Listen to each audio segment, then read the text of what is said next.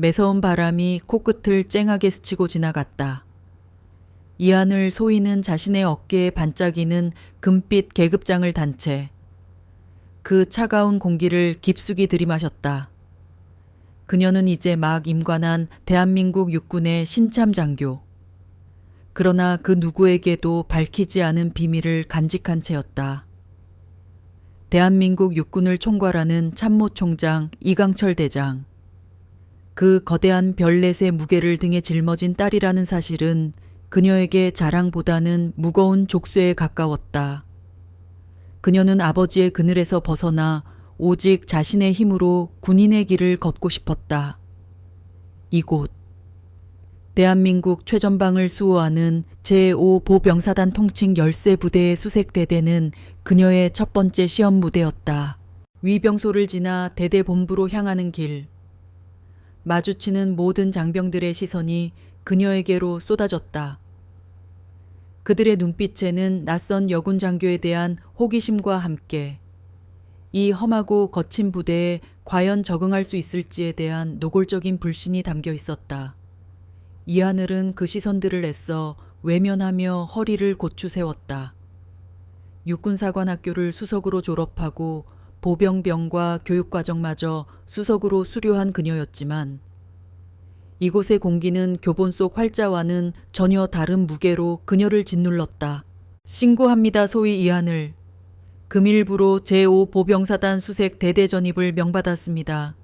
이에 신고합니다. 대대장실 문 앞에서 힘찬 경례를 외치자 안에서 묵직한 목소리가 들려왔다. 문을 열고 들어서자 정갈하게 정돈된 집무실 안에서 온화한 인상의 정태형 중령이 그녀를 맞았다. 이하늘 소위 반갑네. 먼 길 오느라 고생 많았어. 정태형 중령의 목소리는 예상외로 부드러웠다. 그는 이하늘의 서류를 훑어보며 만족스러운 미소를 지었다. 육사 수석 졸업의 수석 수료라. 아주 똘똘한 인재가 왔구만. 우리 부대에 자네 같은 인재가 꼭 필요했어. 기대가 크네. 대대장의 따뜻한 격려에 이하늘의 긴장이 조금은 풀리는 듯했다. 하지만 그 평화는 그리 오래가지 않았다. 대대장이 중대장들을 호출했고 곧이어 건장한 체격의 대위 2명이 대대장실로 들어섰다. 그중 한 명, 날카로운 눈매와 다부진 턱선을 가진 남자가 유독 이하늘을 위아래로 훑어보았다. 그의 명찰에는 박성철이라는 이름이 새겨져 있었다. 두 사람 인사하게 이쪽은 이번에 우리 대대로 새로 전입 온 이하늘 소위, 그리고 이쪽은 자네가 배속될 중대의 중대장 박성철 대위 1세. 안녕하십니까. 소위 이하늘입니다. 잘 부탁드립니다. 이하늘은 다시 한번 힘차게 격려했다. 하지만 박성철 대위는 건성으로 고개만 까딱할 뿐 그녀를 바라보는 눈빛에는 조금의 온기도 담겨 있지 않았다. 오히려 귀찮은 짐이라도 떠맡게 되었다는 듯한 노골적인 불쾌감이 서려 있었다. 하필 우리 중대로. 대대장님, 아시지 않습니까? 저희 중대는 곧 있을 연대 FTX의 선봉입니다. 훈련 강도가 상상을 초월하는데 여군 장교가 과연 버텨낼 수 있을지 심히 우려스럽습니다. 첫 대면부터 찬물을 끼얹는 말이었다. 대놓고 여자라서 안 된다는 편견을 드러내는 그의 태도에 이하늘의 얼굴이 순간 굳었다. 정태영 대대장이 박 대위를 제지했다. 박 대위. 말 조심하게. 이하늘 소위는 육사에서도 체력과 전술 능력 모두 최상위권이었던 인재야. 자네가 편견을 가질 이유가 없어. 오히려 자네 중대에 큰 보탬이 될 걸세. 명령이시니 따르겠습니다. 박성철은 마지못해 대답하며 이하늘을 쏘아보았다. 그 눈빛은 마치 어디 한번 두고 보자 라고 말하는 듯했다. 대대장실을 나온 순간부터 박성철의 태도는 더욱 차가워졌다. 그는 이하늘에게 중대시설이나 병사들을 소개할 생각도 없이 곧장 중대 행정반으로 그녀를 데려갔다. 이오이 황하사. 박성철이 행정반에서 서류 작업을 하던 하사를 불렀다. 명찰에는 황진우라고 적혀 있었다. 선한 인상의 황 하사는 자리에서 벌떡 일어나 경례했다. 이쪽은 새로운 이 소위 앞으로 우리 중대 소대장으로 일하게 될 거니까 기본적인 것들은 황 하사가 알아서 인수인계해. 예, 알겠습니다. 박성철은 그 말만 툭 던지고는 자신의 사무실로 횡하니 들어가 버렸다. 소대장으로 발령받은 장교에게 중대장이 직접 인수인계를 하는 것이 관례였지만 그는 그 최소한의 존중조차 보여주지 않았다. 황진우 하사는 멋쩍은 표정으로 이하늘을 바라보았다. 소위님, 이쪽으로 앉으시죠. 제가 먼저 부대 현황부터 브리핑해 드리겠습니다. 중대장님께서 원래 좀 무뚝뚝하십니다. 너무 마음에 담아두지 마십시오. 황 하사의 위로에도 이하늘의 마음은 무거웠다. 무뚝뚝한 것이 아니었다. 저것은 명백한 무시와 적이었다.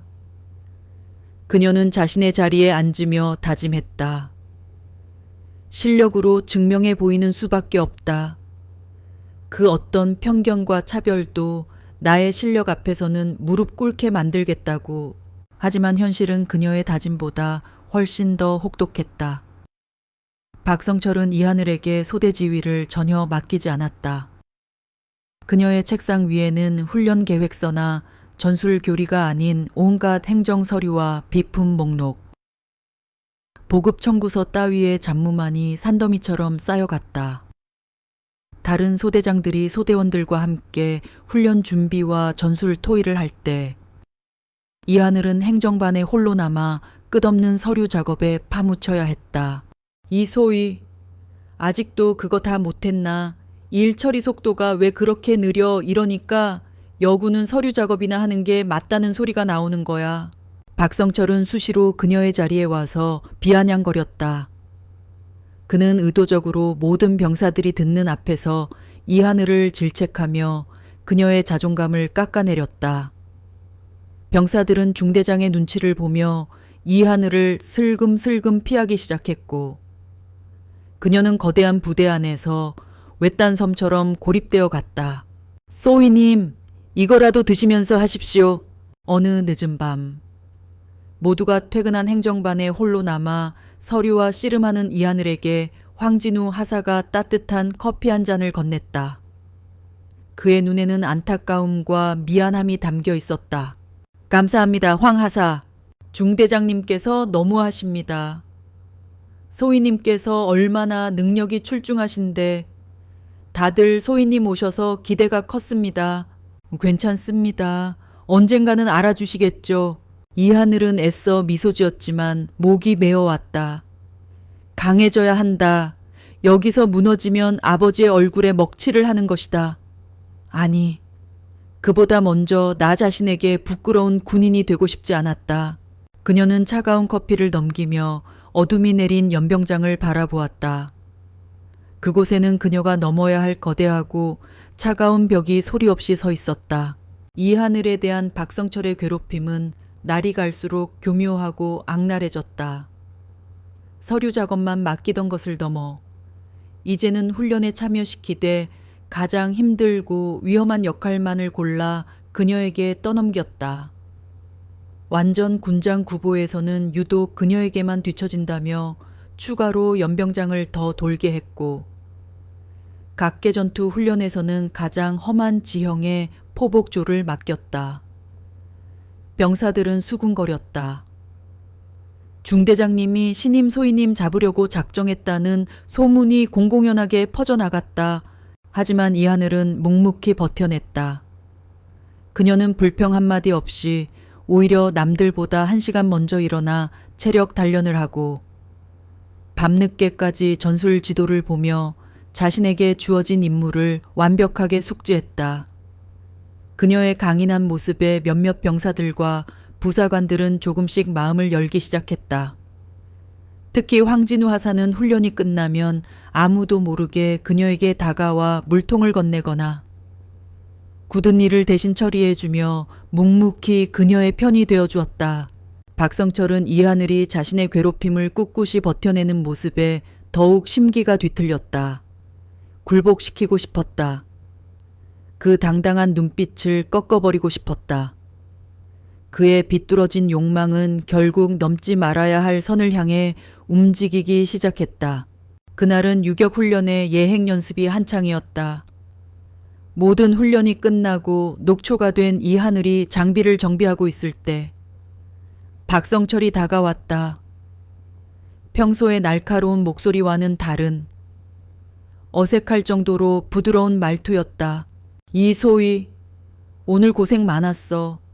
생각보다 잘 버티는데 대단해. 갑작스러운 칭찬에 이하늘은 경계를 늦추지 않았다.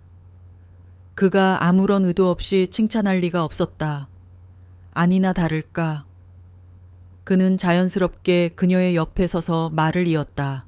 힘들지 군 생활이라는 게 원래 그래. 특히 여자 몸으로는 더 힘들 거야. 그러면서 그는 격려를 한다는 듯 툭 하고 그녀의 어깨에 손을 올렸다. 단단한 전투복 위였지만 그의 손길이 닿는 순간 이하늘은 온몸의 근육이 뻣뻣하게 굳는 것을 느꼈다.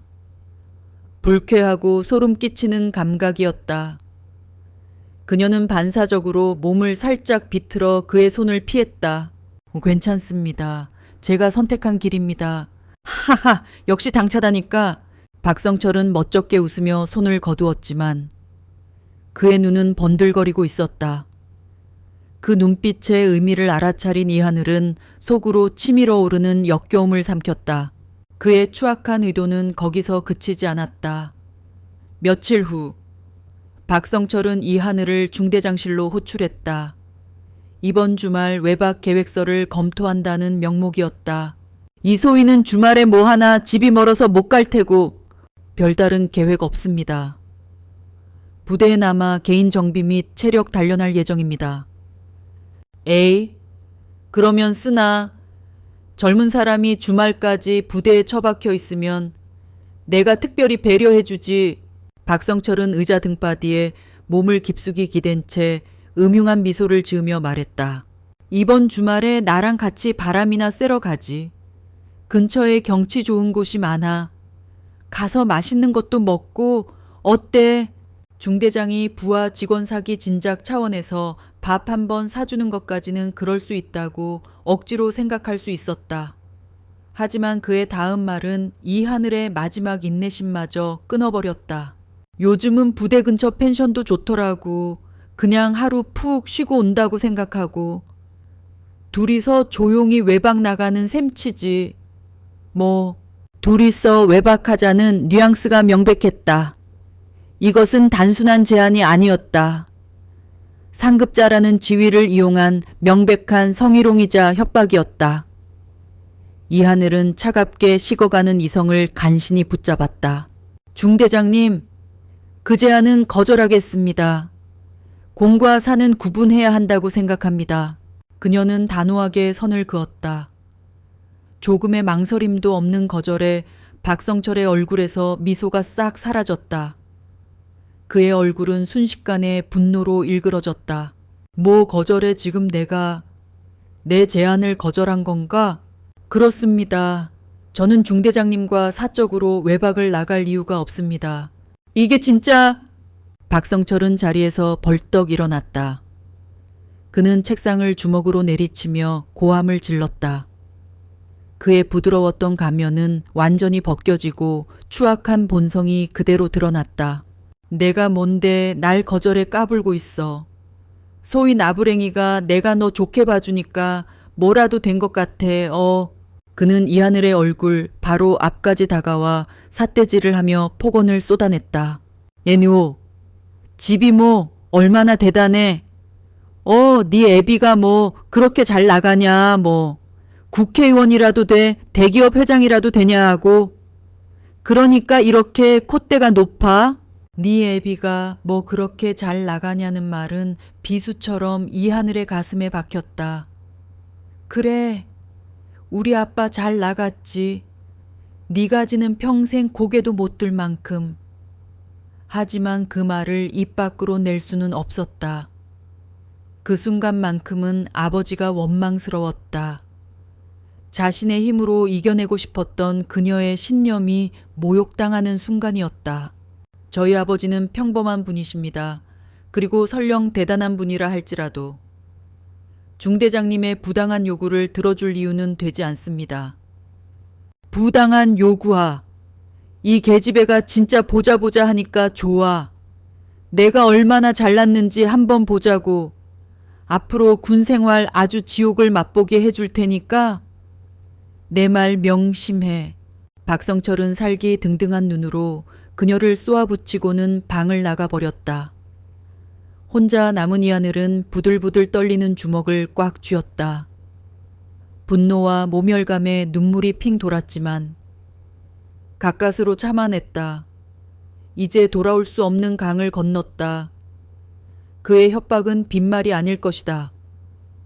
앞으로 펼쳐질 지옥을 그녀는 어떻게 감당해야 할까? 박성철의 폭언은 현실이 되었다. 그의 괴롭힘은 이제 단순한 차별을 넘어 생명의 위협을 느낄 정도의 가혹 행위로 변질되었다. 야간 독도법 훈련에서는 일부러 낡은 나침반과 오차가 심한 지도를 지급했고 조난당할 뻔한 이하늘을 밤새도록 찾아다니는 소동이 벌어지기도 했다. 장애물 훈련에서는 안전장치를 제대로 확인하지 않은 채 그녀를 투입하려다. 이를 발견한 황진우 하사가 기겁하며 막아서는 일도 있었다. 부대 내 분위기는 최악으로 치달았다. 병사들은 박성철의 광기 어린 집착에 겁을 먹고 이하늘을 없는 사람 취급했다. 그녀에게 말을 거는 것조차 금기시되었다. 황진우 하사만이 몰래 그녀를 챙겨주었지만 그마저도 박성철에게 발각되어 심한 질책을 받은 뒤로는 조심스러워할 수밖에 없었다. 이하늘은 완벽하게 고립되었다.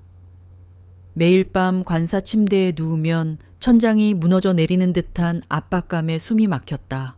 사건은 타냐고 야간 경계 근무 중에 터졌다.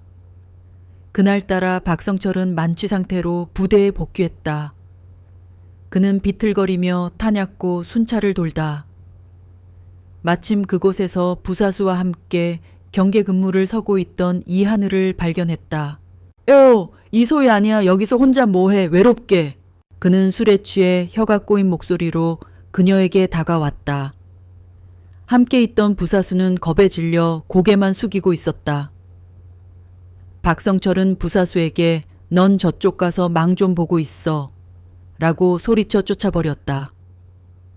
순식간에 어둠 속 타냐고 앞에는 이하늘과 박성철 단둘만 남게 되었다. 내가 너한테 얼마나 잘해주려고 했는데 네가 다 걷어찼어. 박성철은 술 주정을 하며 이하늘에게 바싹 다가섰다. 역한 술 냄새가 코를 찔렀다. 이하늘은 뒷걸음질 치며 K2 소총을 고쳐 잡았다. 중대장님, 취하셨습니다. 숙소로 돌아가십시오. 싫어, 너랑 얘기 좀 해야겠어. 이리 와봐. 그 순간 박성철이 맹수처럼 달려들어 그녀의 팔을 거칠게 붙잡았다. 이전의 어깨동무하는 차원이 다른 폭력적인 힘이었다. 이하늘은 뿌리치려 했지만 작정하고 덤벼드는 남자의 힘을 당해낼 수 없었다. 이거 놓으십시오. 놓으시란 말입니다. 내가 뭘 안다고. 계집애가 군대에 와서 말로 할 때 들었으면 좋았잖아. 그는 이하늘을 타냐고 벽으로 거칠게 밀어붙였다. 등 뒤에 차가운 콘크리트 벽에 부딪히는 충격에 이하늘은 숨을 헛하고 들이마셨다. 박성철은 그녀를 양팔로 가두고 더러운 숨결을 뱉어내며 얼굴을 가까이 들이밀었다. 공포가 온몸을 잠식했다. 군인이 되겠다고 다짐했던 그 모든 순간이 주마등처럼 스쳐 지나갔다. 강인함, 의지, 신념, 그 모든 것이 이 추악한 폭력 앞에서 무력하게 부서져 내리는 것 같았다. 바로 그 순간이었다. 그동안 억지로 눌러왔던 모든 감정의 댐이 한꺼번에 무너져 내렸다. 뜨거운 눈물이 폭포처럼 터져 나왔다. 그녀는 더 이상 참지 못하고 그를 잇는 힘껏 밀쳐내며 절규했다. 그만해! 밀쳐진 박성철이 비틀거리는 사이 이하늘은 미친 듯이 그 자리를 뛰쳐나왔다. 어디로 가야 할지, 무엇을 해야 할지 아무 생각도 나지 않았다. 그저 이 지옥 같은 공간에서 벗어나고 싶다는 본능만이 그녀를 이끌었다. 한참을 달려 부대 내 인적이 드문 후미진 공터에 다다라서야 그녀는 무너지듯 주저앉았다. 흐느낌이 멈추지 않았다. 서러움과 분노, 모멸감과 자기 혐오가 뒤섞여 심장을 칼로 도려내는 듯했다. 혼자서 이겨낼 수 있다고 생각했다. 자신의 힘으로 증명해 보일 수 있다고 믿었다. 하지만 아니었다. 이건 개인이 감당할 수 있는 수준의 문제가 아니었다. 거대한 조직의 부조리와 한 인간의 추악한 폭력이었다. 그녀는 떨리는 손으로 전투복 주머니에서 휴대폰을 꺼냈다. 화면에는 단 하나의 이름이 떠 있었다. 아버지. 수없이 망설였다. 이 전화를 거는 순간 자신의 신념은 무너지고 아버지의 그늘에 기대는 나약한 딸이 되어버리는 것이다. 하지만 지금 그녀에게는 선택지가 없었다. 이대로라면 정말 미쳐버리거나 끔찍한 일을 당할 것만 같았다. 손가락이 멋대로 움직여 통화 버튼을 눌렀다. 몇 번의 신호음이 가고 대한민국 모든 군인들이 두려워하는 지엄하고 낮은 목소리가 들려왔다. 하늘이냐. 이 하늘은 아무 말도 할 수 없었다. 목구멍에 커다란 돌덩이가 걸린 것처럼 소리가 나오지 않았다. 단지 참을 수 없는 울음만이 새어나왔다. 딸의 심상치 않은 울음소리에 전화기 너머의 이강철 대장은 즉시 상황의 심각성을 직감했다. 그의 목소리에서 모든 부드러움이 사라지고 강철 같은 군인의 목소리가 흘러나왔다. 무슨 일이야, 말해. 그 한마디에 이하늘은 결국 무너졌다. 그녀는 어린아이처럼 통곡하며 그동안 겪었던 모든 일들을 털어놓기 시작했다. 아버지, 저 너무너무 힘들어요. 차가운 밤 공기 속 전방부대 한 구석에서 23세 신임 장교는 그렇게 울부짖고 있었다. 그 울음소리는 전화선을 타고 수백 킬로미터로 떨어진 육군 본부의 심장부로 별 넷을 단 아버지의 가슴으로 날아가 박히고 있었다. 거대한 폭풍이 몰려오고 있었다. 그날 밤 이 하늘은 뜨거운 눈물로 밤을 지새웠다. 아버지와의 통화는 그녀의 영혼을 송두리째 뒤흔들어 놓았다. 수화기 너머로 들려온 아버지의 짧지만 강철 같은 한마디. 알았다. 이제 아무 걱정 말고 내 임무에만 충실해라. 그 말이 그녀의 귓가를 계속 맴돌았다. 한편으로는 거대한 바위에 기댄 듯한 안도감이, 다른 한편으로는 결국 자신의 힘으로 이겨내지 못했다는 자괴감이 파도처럼 밀려왔다. 다음 날 아침, 부대의 공기는 어제와 다를 바 없이 차가웠다. 이 하늘은 어떤 즉각적인 변화가 일어나리라 기대했었다. 당장이라도 헌병대 차량이 들이닥쳐 박성철을 연행해 가거나 상급 부대에서 감찰 장교가 내려올 것이라고 생각했다. 하지만 아무 일도 일어나지 않았다. 아침 점호는 평소처럼 진행되었고 훈련 계획에도 변동은 없었다. 박성철은 숙취와 분노로 퀭한 눈을 하고 나타났다. 그는 점호 내내 노골적으로 이 하늘을 쏘아보았다. 그 눈빛에는 어젯밤 내가 울며 도망친 것을 똑똑히 기억한다는 조롱과 감히 나를 밀치고 도망가 라는 살기가 동시에 담겨 있었다. 어젯밤의 폭력과 성추행에 대한 반성이나 두려움은 조금도 찾아볼 수 없었다. 오히려 완전히 꺾이지 않은 그녀의 존재 자체가 그의 신경을 긁는 듯했다. 이 하늘은 혼란스러웠다. 아버지는 정말 움직이고 있는 걸까? 아니면 일선 부대의 일에 함부로 개입할 수 없어 고민하고 있는 걸까? 어쩌면 스스로 이겨내라는 또 다른 시험일지도 모른다는 최악의 생각마저 들었다.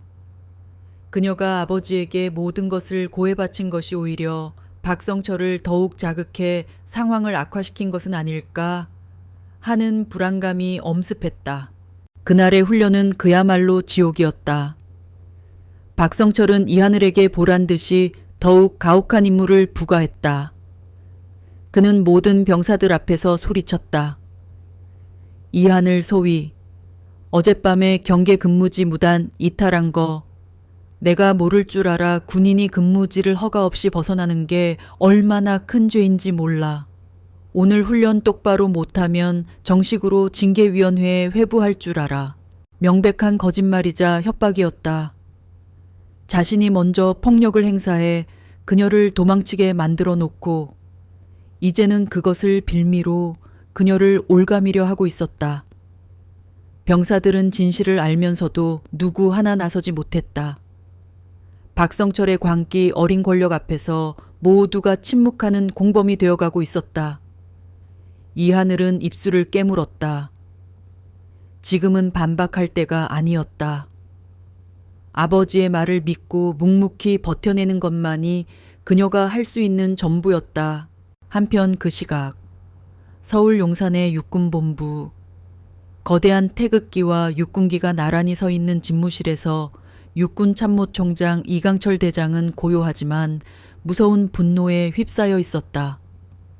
딸의 울음 섞인 목소리가 그의 뇌리에서 떠나지 않았다. 그는 자신의 지위를 이용해 당장이라도 오 사단장을 호출해 박성철이라는 대위의 군복을 벗겨버리고 싶은 충동을 억눌렀다. 그것은 가장 쉽고 빠른 방법이지만 가장 어리석은 방법이기도 했다. 사적인 감정으로 군의 공식적인 지휘 계통을 무너뜨리는 선례를 남길 수는 없었다. 또한 그렇게 되면 딸은 총장 압박백으로 문제를 해결한 장교라는 꼬리표를 평생 달고 살아야 할 터였다. 그는 조용히 수화기를 들었다. 오 사단이 아니었다. 자신의 직속 부관도 아니었다. 그가 연결한 곳은 오직 총장의 직접적인 지시만을 받는 독립적인 감찰기구, 육군본부 감찰실이었다. 강민혁 준장인가? 예, 총장님. 감찰실장 강민혁 준장입니다. 날카롭고 절도 있는 목소리가 수화기 너머로 들려왔다. 강민혁 준장은 육사 출신의 엘리트 장교로 그 어떤 외압에도 흔들리지 않는 강직함과 칼날 같은 수사 능력으로 정평이 나 있는 인물이었다. 이강철 대장이 가장 신임이 많은 장수 중 한 명이었다. 제5보 병사단 예하부대에서 부조리에 대한 제보가 들어왔네. 지휘관에 의한 가혹행위 및 성추행 관련이야. 이강철 대장은 결코 자신의 딸에 대한 이야기는 꺼내지 않았다. 그는 오직 비인격적인 제보가 접수되었다는 사실만을 건조하게 전달했다. 즉시 최정계 감찰팀을 꾸려서 내일 아침까지 해당 부대로 투입하게 사전 통보 없이 불시에 가서 지휘 풍토, 병력 관리, 부조리 실태 등 모든 것을 밑바닥부터 샅샅이 뒤져보게. 한치의 의혹도 한 줌의 억울함도 남기지 마. 단 이번 감찰은 총장인 나의 직접 지시라는 사실을 그 누구에게도 발설해서는 안 되네. 통상적인 정기 감찰의 일환으로 보이도록 조치하게. 알겠습니다. 총장님, 즉시 조치하겠습니다. 강민혁 준장은 그 짧은 통화에서 엄청난 무게감을 느꼈다. 육군참모총장이 직접 익명의 제보를 근거로 최정계 팀의 불시 감찰을, 그것도 자신의 이름을 숨기면서까지 지시했다. 이것은 단순한 감찰이 아니었다. 무언가 거대한 부정을 뿌리 뽑겠다는 최고 지휘관의 강철 같은 의지였다. 그는 즉시 감찰실의 핵심 인원들을 소집했다. 그렇게 제5사단 수색 대대에는 아무도 모르는 사이 거대한 폭풍이 빠른 속도로 접근하고 있었다. 이하늘은 끝이 보이지 않는 절망 속에서 하루를 버텨냈고 박성철은 자신의 작은 왕국에서 승리를 자축하며 또 다른 괴롭힘을 계획하고 있었다. 그들 중 누구도 자신들의 운명을 결정지을 강철의 칼날이 바로 머리 위까지 다가왔다는 사실을 알지 못했다. 다음 날 아침, 제5사단 수색 대대의 아침은 여느 때와 다름없이 평범하게 시작되었다. 병사들의 구보 소리와 우렁찬 군가가 새벽의 정적을 깼다. 박성철은 전날 이하늘을 극한까지 몰아붙인 것에 만족하며 의기양양한 표정으로 중대를 순시하고 있었다. 이하늘은 밤새 겪은 육체적, 정신적 고통으로 몸이 청은망은이었지만 이를 악물고 훈련 준비에 여념이 없었다. 바로 그 순간이었다. 대대 위병소로부터 긴급한 보고가 들어왔다. 육군본부 소속의 검은색 세단 여러 대가 위병소를 통과해 대대본부로 향하고 있다는 것이었다. 대대장 정태영 중령이 무슨 일인지 파악하기도 전에 세단들이 멈춰서고 그 안에서 날카로운 인상의 장교들이 내렸다. 그들의 전투복에는 육군본부 감찰실을 상징하는 휘장이 선명하게 박혀 있었다. 그리고 그들을 이끌고 맨 앞에서 내린 사람은 어깨에 빛나는 별을 단 강민혁 준장이었다. 준장이 예고도 없이 일선대대를 방문하는 것은 극히 이례적인 일이었다. 대대 전체에 비상이 걸렸다. 정태영 중령이 황급히 달려나와 격려했지만 강민혁 준장은 그의 격려를 받는 둥마는 하며 차갑게 말했다. 지금부터 육군본부 감찰실 주관으로 귀관의 부대에 대한 전면적인 부대 정밀 진단을 실시한다. 대대장은 감찰 활동에 일절 관여하지 말고 감찰팀의 모든 자료 요구와 인원 호출에 즉각 협조하도록. 그의 목소리에는 지휘 계통을 무시하는 듯한 압도적인 권위가 서려 있었다. 강민혁 준장과 감찰팀은 대대장실을 지나쳐 곧장 박성철이 있는 중대 행정반으로 향했다. 마치 처음부터 목표가 정해져 있었다는 듯이 박성철은 행정반에서 커피를 마시며 여유를 부리다 문을 박차고 들어오는 감찰팀을 보고 경악했다. 특히 맨 앞에 선 준장의 계급장을 본 순간 그의 얼굴은 하얗게 질려버렸다. 이 위관이 이 중대의 중대장. 박성철 대위인가? 예, 그렇습니다. 대위 박성철입니다. 지금부터 박 대위의 집무실과 개인 관물대에 대한 압수수색을 실시한다. 또한 중대의 모든 행정 서류와 훈련 일지, 전산 장비를 봉인하겠다. 박 대위는 조사실로 이동해 대기하도록. 강 준장의 말은 명령이었고 질문이나 토론을 허용하지 않았다. 감찰팀 요원들은 일사불란하게 움직여 박성철의 사무실을 뒤지고 서류들을 압수하기 시작했다. 박성철은 부들부들 떨며 저항하려 했지만 감찰 장교의 서슬 퍼런 눈빛에 아무 말도 하지 못하고 순순히 조사실로 끌려갔다. 감찰은 정광석화처럼 진행되었다. 감찰팀은 중대원 전원을 대상으로 1대1 개별 면담을 시작했다. 면담은 철저히 비밀이 보장되었고 다른 누구도 들을 수 없는 독립된 공간에서 진행되었다. 처음에는 중대장의 보복이 두려워 입을 다물던 병사들도 강민혁 준장의 집요하고 날카로운 질문과 진실을 말하는 것은 군인의 의무이며 여러분의 신분은 감찰실에서 철저히 보장한다. 는 약속에 하나둘씩 입을 열기 시작했다. 박성철이 이한을 소위에게 행했던 온갖 부당한 처사와 폭언, 차별적인 훈련 지시, 사적인 만남을 강요했던 일들이 보물 터지듯 쏟아져 나왔다. 특히 황진우 하사는 자신이 목격했던 모든 것을 구체적이고 논리적으로 증언했다. 그가 조심스럽게 기록해 두었던 날짜와 시간, 사건 내용이 담긴 수첩은 결정적인 증거가 되었다. 마지막으로 이하늘이 강민혁 준장 앞에 앉았다. 그녀는 그동안 겪었던 모든 일들을 눈물 없이 차분하고 담담하게 진술했다. 감정에 호소하기보다는 객관적인 사실을 바탕으로 육하 원칙에 따라 명확하게 설명했다. 그녀의 진술은 다른 병사들과 황 하사의 증언과 정확하게 일치했다. 이 모든 것이 사실인가? 강 준장이 마지막으로 물었다. 그의 무표정한 얼굴 뒤에 어떤 생각이 있는지 읽을 수 없었다. 예, 그렇습니다. 제가 진술한 모든 것은 한 치의 거짓도 없는 사실입니다. 이하늘은 그의 눈을 피하지 않고 똑바로 바라보며 대답했다. 강민혁 준장은 말없이 고개를 끄덕였다. 그의 눈빛에 아주 잠깐 스치듯 지나가는 무언가가 있었다. 그것은 어린 후배 장교에 대한 안쓰러움이자 그 모든 압박을 견뎌낸 강인함에 대한 존중이었다.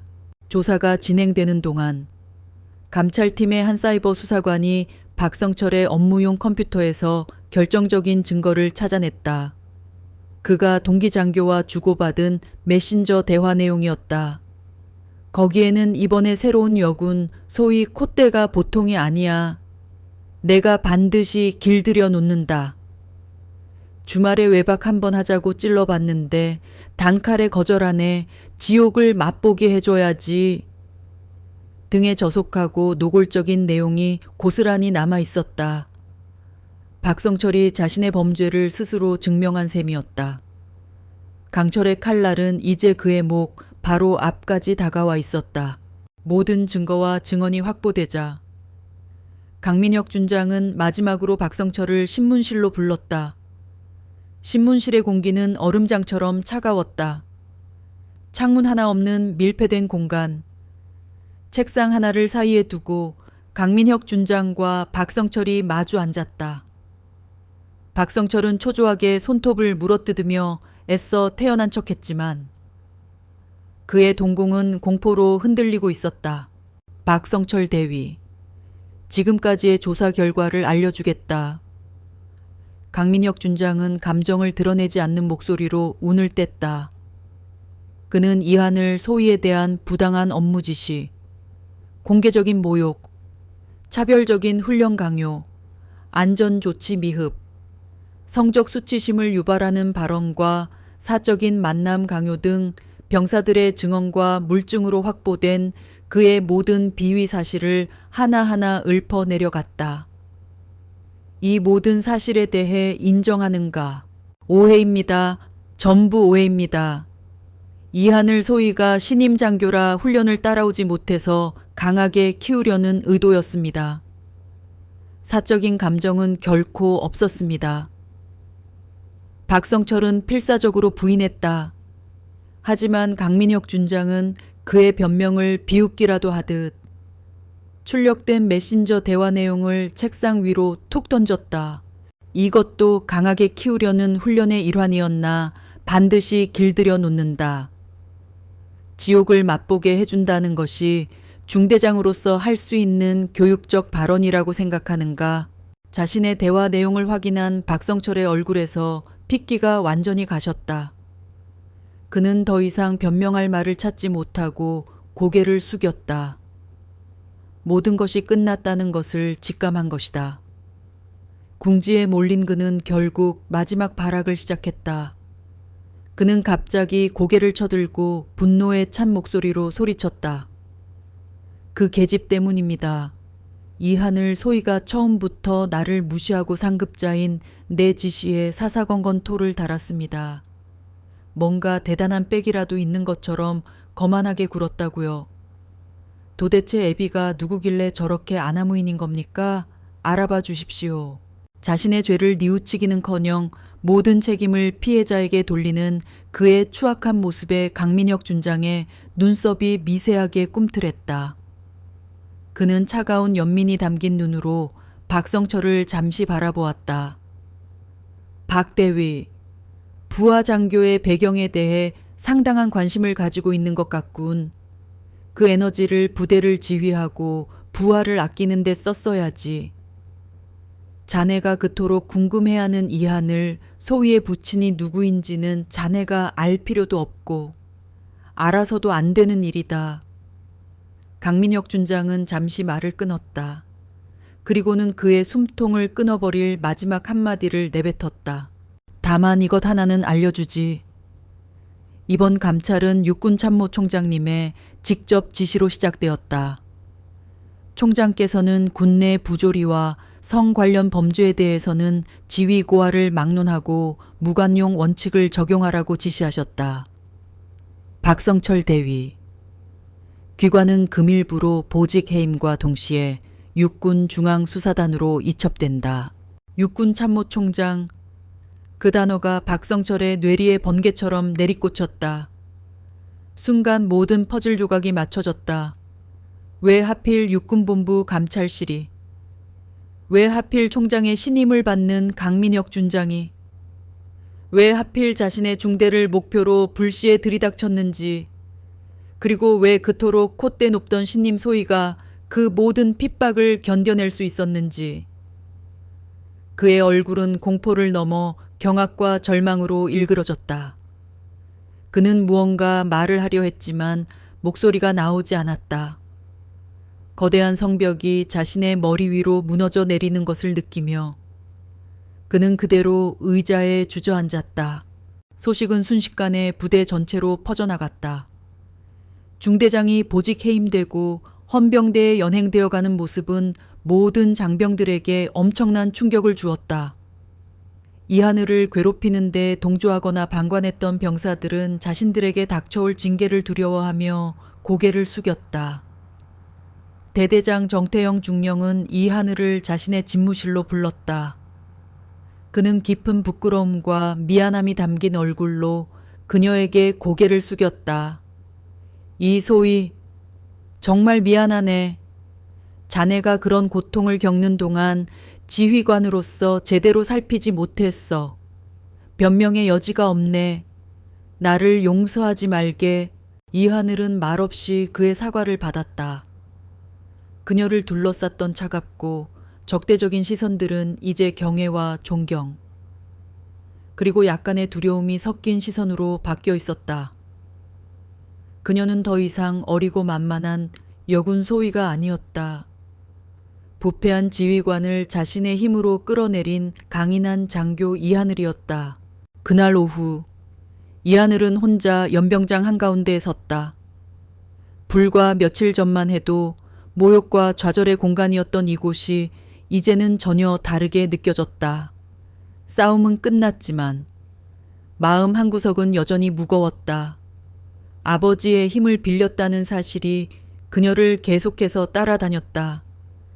하지만 그녀는 이내 고개를 들었다. 시작은 아버지의 도움이었을지 몰라도 감찰팀 앞에서 진실을 증언하고 부조리에 맞선 것은 온전히 자신의 용기였다. 이것은 끝이 아니라 새로운 시작이었다. 진정한 군인으로 거듭나기 위한 첫 번째 관문을 통과했을 뿐이다. 그녀는 굳은 결의에 찬 눈으로 석양이 물드는 서쪽 하늘을 바라보았다. 진정한 싸움은 이제부터였다. 박성철이라는 거대한 태풍이 휩쓸고 간 자리는 기이할 정도로 고요했다. 폭풍의 눈처럼 부자연스러운 평화였다. 이 하늘을 향한 노골적인 저기와 무시는 사라졌지만 그 자리를 채운 것은 편안한 동료애가 아닌 어색하고 서먹한 침묵이었다. 병사들은 이제 그녀를 피하지 않았다. 오히려 마주칠 때마다 허리가 부러져라 경례를 하고 멀리서 그녀의 모습이 보이면 하던 일을 멈추고 부동자세를 취했다. 그들의 눈에는 더 이상 호기심이나 불신이 아닌 이해할 수 없는 존재에 대한 경외와 공포가 뒤섞여 있었다. 이 하늘은 또 다른 형태의 투명 인간이 된 기분이었다. 이전에는 그녀를 없는 사람 취급했다면 이제는 감히 범접할 수 없는 사람으로 취급했다. 이것은 그녀가 원했던 존중이 아니었다. 실력으로 얻어낸 신뢰가 아닌 후광이 만들어낸 두려움의 다른 이름일 뿐이었다. 식당에서 혼자 밥을 먹고 훈련장에서 홀로 고립되는 상황은 변하지 않았다. 단지 그 이유가 경멸에서 공포로 바뀌었을 뿐이다. 며칠 후 공석이던 중대장 자리에 새로운 지휘관이 부임했다. 그의 이름은 김도진 대위였다. 그는 박성철과는 모든 면에서 정반대의 인물이었다. 온화한 인상에 차분한 말투. 상대방의 말을 경청하는 합리적인 태도를 지니고 있었다. 그는 부임 첫날 이하늘을 따로 중대장실로 불렀다. 이하늘 소위 먼저 말해두지만 나는 이전 일에 대해 어떠한 선입견도 가지고 있지 않네. 자네에 대한 소문, 자네의 배경에 대해서도 관심 없어. 내가 관심을 갖는 것은 오직 하나. 자네가 우리 중대 소대장으로서 임무를 어떻게 수행하는가 하는 점일세. 김도진 대위는 따뜻한 커피를 건네며 말했다. 그의 눈빛은 맑고 투명해서 그 어떤 숨은 의도도 느껴지지 않았다. 그동안 자네가 소대장으로서의 역할을 제대로 수행하지 못했다는 건 알고 있네. 이제 모든 것을 정상으로 돌릴 거야. 오늘부로 자네에게 1소대를 정식으로 맡기겠네. 소대원들과 함께 뒹굴고 그들을 이끌고 그들의 목소리를 듣게 자네의 능력을 증명할 기회를 주겠네. 아니, 기회를 빼앗았던 것을 돌려준다는 표현이 맞겠지? 이하늘은 가슴이 뜨거워지는 것을 느꼈다. 임관 후 처음으로 그녀에게 진짜 소대장의 임무가 주어지는 순간이었다. 감사합니다. 중대장님, 최선을 다하겠습니다. 그녀는 자리에서 일어나 힘차게 격려했다. 김도진 대위는 만족스러운 미소로 고개를 끄덕였다. 다음 날 이하늘은 처음으로 1소대원 전체를 소대 막사 앞에 집합시켰다. 30명 남짓한 소대원들은 칼날같이 줄을 맞춰 서 있었지만 그들의 얼굴에는 짙은 긴장감이 감돌았다. 육군참모총장의 딸이 자신들의 직속 상관이 되었다는 사실은 그들에게 엄청난 압박감으로 다가왔을 터였다. 이하늘은 단상 앞으로 걸어나가 소대원들의 얼굴을 하나하나 천천히 마주 보았다. 그리고 준비했던 연설문 대신 자신의 마음속에 있는 말을 꺼내기 시작했다. 나는 여러분의 새로운 소대장, 이하늘 소이다. 그녀의 목소리는 떨림없이 막사 전체에 울려 퍼졌다. 최근 우리 중대에 많은 일이 있었다는 것을 안다. 그 과정에서 여러분이 느꼈을 혼란과 불안감에 대해 지휘관의 한 사람으로서 미안하게 생각한다. 하지만 과거는 과거일 뿐이다. 나는 오늘부터 여러분에게 한 가지만 약속하겠다.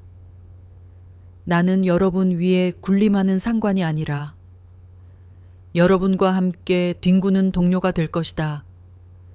내 계급은 소위지만 내 임무는 여러분이 전투에서 승리하고 무사히 집으로 돌아갈 수 있도록 지원하고 이끄는 것이다. 그녀는 잠시 숨을 골랐다. 소대원들의 눈빛이 조금씩 변하는 것이 느껴졌다. 내 대한 소문, 나의 배경, 그런 것은 모두 잊어주길 바란다. 여러분이 나를 판단하는 기준은 오직 하나. 소대장 이하늘이 앞으로 어떤 행동을 보이는가 하는 점이면 좋겠다.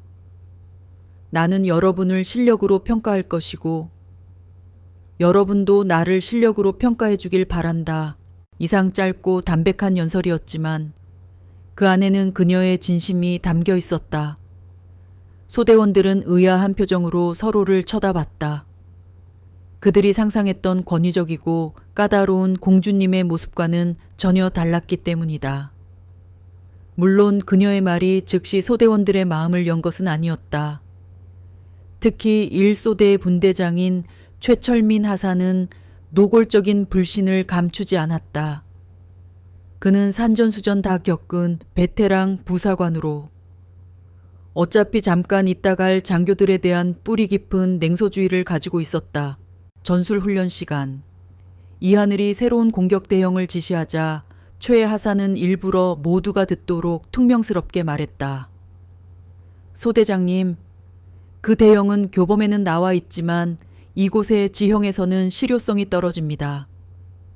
엄폐물이 부족해서 적의 표적이 되기 십상입니다. 명백한 항명이자 길들이기 시도였다. 분위기가 순간 싸늘해졌다. 소대원들은 이하늘이 어떻게 반응할지 숨을 죽이고 지켜보았다. 박성철 같았으면 당장 상관의 명령에 토를 단다며 고함을 질렀을 것이다. 하지만 이하늘은 화를 내지 않았다. 그녀는 지도를 펼쳐들고 최하사와 다른 분대장들을 불렀다.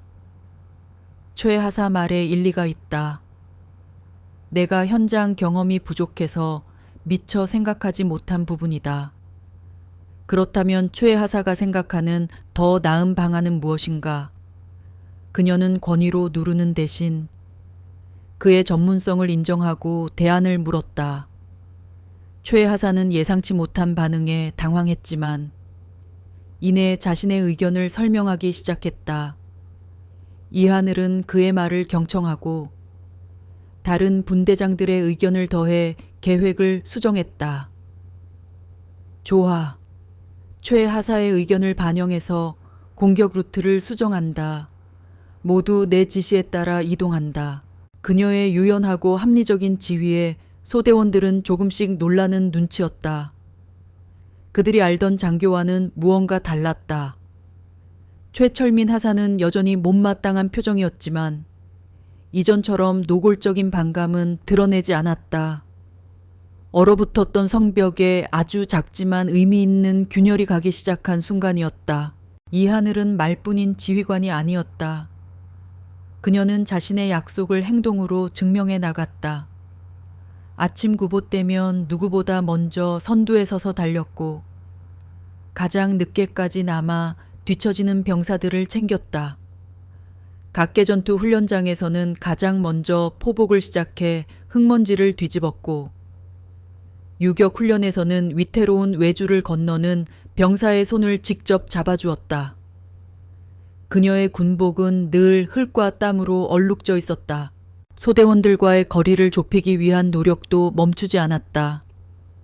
점심시간이면 일부러 분대 막사를 찾아가 병사들과 함께 식판에 밥을 먹으며 시시콜콜한 이야기를 나눴고 저녁 점호 후에는 소대원들의 고민을 들어주는 상담 시간을 가졌다.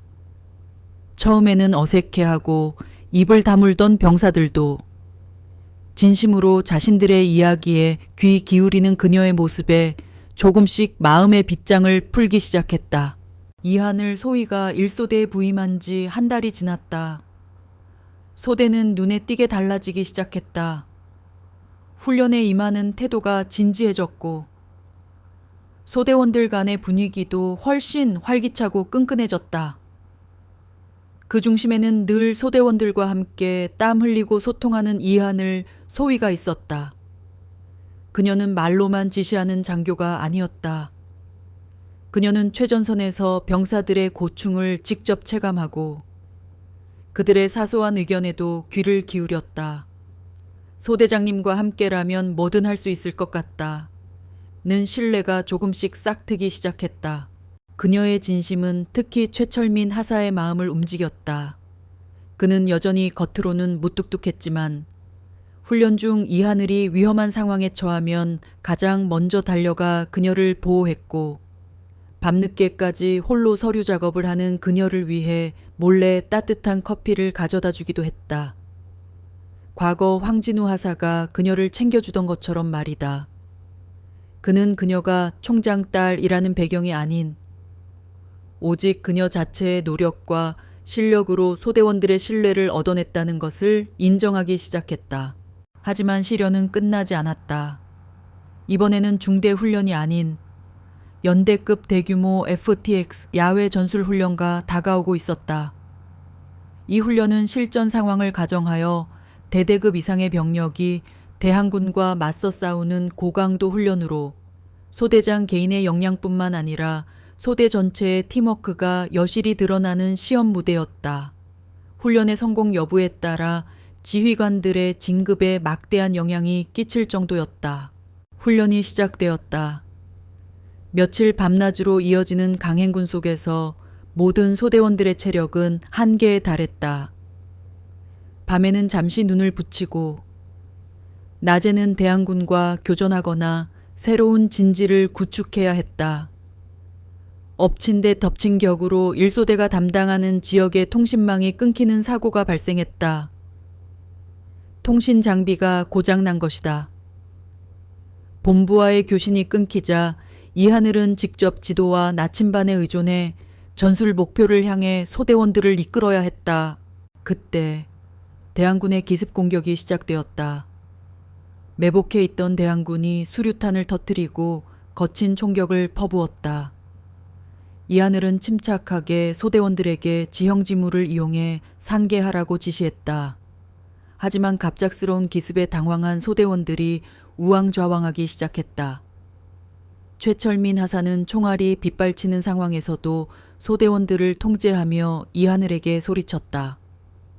소대장님, 우린 후퇴해야 합니다. 아니다. 후퇴는 곧 전멸이다. 지금은 숨어서 엄폐할 때가 아니다. 최하사. 제2분대는 우측 능선으로 이동해 적의 측면을 견제해 제1분대. 나와 함께 전방으로 이동해 적의 화력을 분산시킨다. 이하늘은 주저하지 않았다. 교범에서 배운 대로라면 매복에 걸렸을 때 즉시 후퇴하는 것이 정석이었다. 하지만 그녀는 지도와 지형을 순간적으로 머릿속에 시뮬레이션하며 이곳이 후퇴할 경우 오히려 더 큰 희생을 초래할 수 있는 지형임을 간파했다. 그녀의 결단력은 상상 이상이었다. 그녀는 소대원들을 향해 소리쳤다. 나를 믿고 따라와.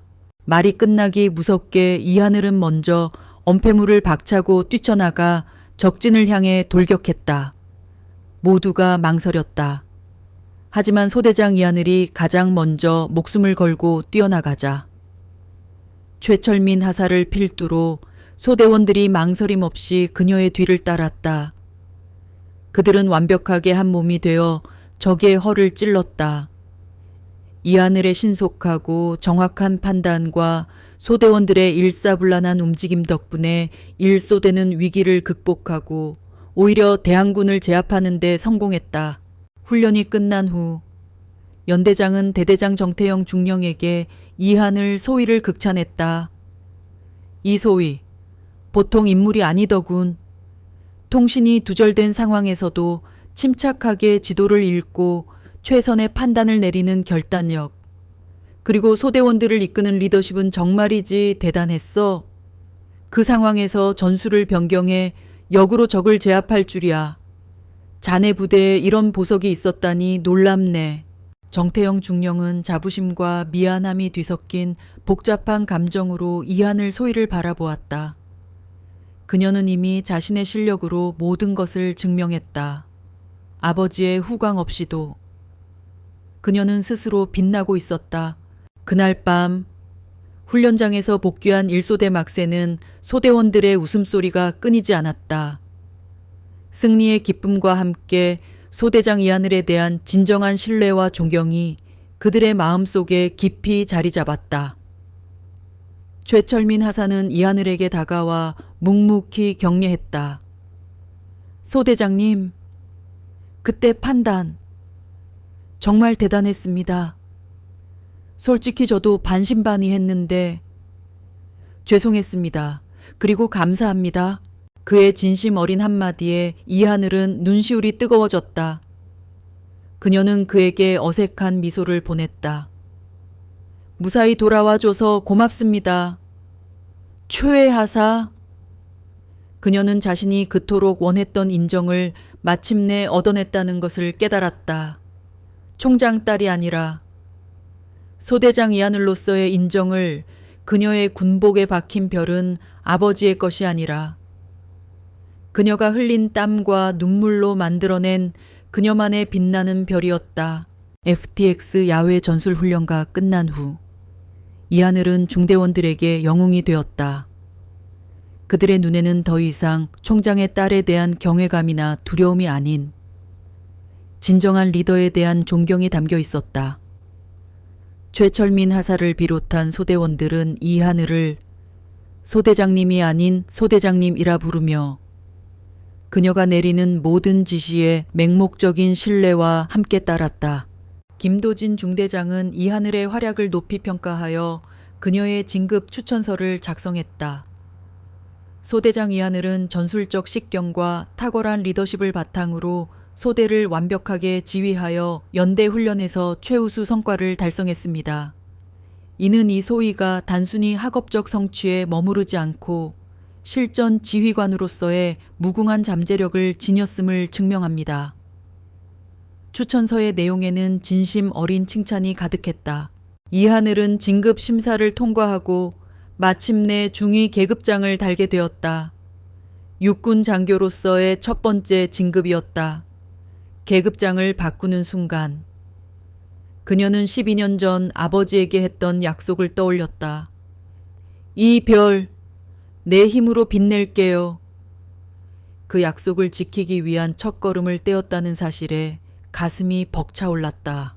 진급을 축하하는 조촐한 회식이 열리던 날, 김도진 중대장이 이하늘에게 따로 술잔을 건네며 말했다.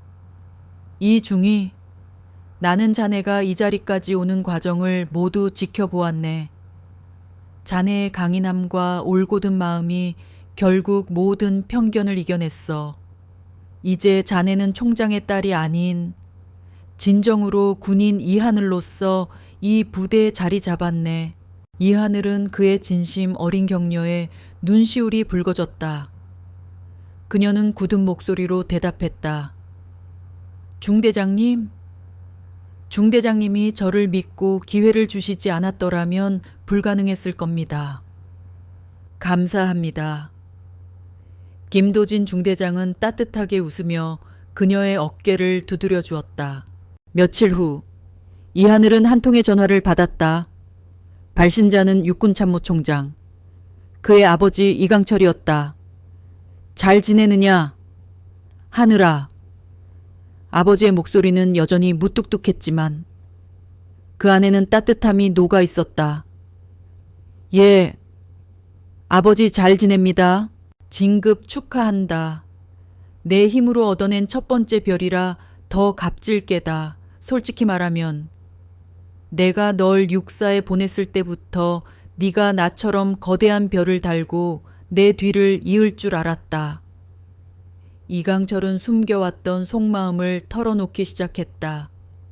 하지만 네가 겪은 일을 듣고 그리고 네가 그것을 이겨내는 것을 보며 깨달았다. 너는 나보다 더 강한 군인이라는 것을. 나는 내 힘으로 얻어낸 별을 내 자식에게 물려주려고 했다. 하지만 너는 스스로의 힘으로 별을 만들어냈다. 내 딸이 아닌 군인 이하늘이 말이야. 아버지의 진심에 이하늘은 눈물을 참을 수 없었다. 아버지, 저는 울지 마라. 군인은 말보다 행동으로 보여주는 법이다. 자랑스럽다. 이하늘 중위. 그의 마지막 한마디는 12년 전 그녀에게 약속을 받아냈던 그 순간처럼 강렬하게 그녀의 가슴에 박혔다. 자랑스럽다라는 그 한마디가 그녀가 겪었던 모든 고통과 상처를 치유해 주는 것 같았다. 그녀는 더 이상 아버지의 그늘에 갇힌 나약한 딸이 아니었다. 그녀는 그 모든 시련을 이겨내고 스스로 빛나는 별을 만들어낸 자랑스러운 군인이었다. 이하늘은 전화기를 끊고 관사 창밖으로 시선을 던졌다. 저 멀리 전방부대의 철조망 너머로 북녘 땅에 희미한 불빛이 보였다. 그 빛은 그녀가 지켜야 할 조국의 미래이자 그녀가 짊어진 군인의 사명이었다. 이하늘은 이제 더 이상 편견이나 차별 혹은 아버지의 그림자와 싸우지 않았다. 그녀는 오직 조국과 국민 그리고 자신을 믿어주는 부대원들을 위해 싸울 준비가 되어 있었다. 그녀의 가슴에 빛나는 중위 계급장은 그 모든 싸움에서 승리하고 마침내 스스로의 빛을 찾은 한 여군 장교의 이야기의 시작을 알리는 듯했다. 다음 날 김도진 중위는 이하늘을 자신의 사무실로 불렀습니다. 그는 그녀에게 한 통의 편지와 비행기표를 건넸습니다. 이하늘 중위, 육군본부로부터 소식을 받았습니다. 당신은 북부 국경지역의 특수부대로 전출되었습니다. 하늘은 놀란 표정으로 그를 바라봤습니다. 그녀는 무슨 일이 일어나고 있는지 이해할 수 없었습니다. 중대장님, 저는 떠나고 싶지 않습니다. 저는 이곳에 정이 들었습니다. 김도진 중위는 부드럽게 웃었습니다. 압니다. 하지만 이것은 특별한 기회입니다. 본부에서는 당신이 더 중요한 위치를 맡을 수 있다고 믿습니다. 하늘은 망설였습니다. 그녀는 자신과 함께 어려움을 이겨낸 동료들을 떠나고 싶지 않았습니다. 또한 가장 힘든 순간에 항상 그녀의 곁에 있어준 황진우 하사를 떠나고 싶지 않았습니다. 그녀는 편지를 바라보았습니다. 제7사단 특수부대라는 글자가 선명하게 인쇄되어 있었습니다. 이곳은 군대에서 가장 정계부대 중 하나였습니다. 하늘은 황진우 하사를 찾아갔습니다. 황 하사, 저는 떠나게 되었습니다. 특수부대로 전출되었습니다. 황진우는 놀랐습니다. 중위님, 가시는 겁니까? 하지만 저는 이미 이곳에 중위님이 익숙해져 버렸습니다. 저도 마찬가지입니다. 하지만 저는 상급자의 명령을 거부할 수 없습니다. 황진우는 이것이 하늘의 경력에 큰 전환점이라는 것을 이해했습니다. 저는 항상 중위님 편에 서겠습니다. 중위님이 어디에 계시든 저는 항상 중위님의 친구입니다. 하늘이 떠나던 날 부대원 전체가 그녀를 배웅하기 위해 줄을 섰습니다. 한때 그녀의 적이었던 최철민 하사도 왔습니다. 그는 그녀에게 손을 내밀어 악수를 청했습니다. 중위님, 저에게 큰 가르침을 주셨습니다. 저는 절대 잊지 않겠습니다. 하늘은 미소를 지으며 말했습니다. 고맙습니다. 최 하사, 동료들을 잘 챙겨주세요. 하늘은 차에 오르며 뒤를 돌아보았습니다. 한때 그녀를 멀리했던 병사들은 이제 소중한 친구가 되어 있었습니다. 그들은 손을 흔들며 그녀에게 작별 인사를 했습니다. 하늘은 눈물을 참을 수 없었습니다.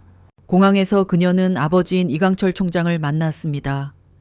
그는 그녀를 배웅하러 왔습니다.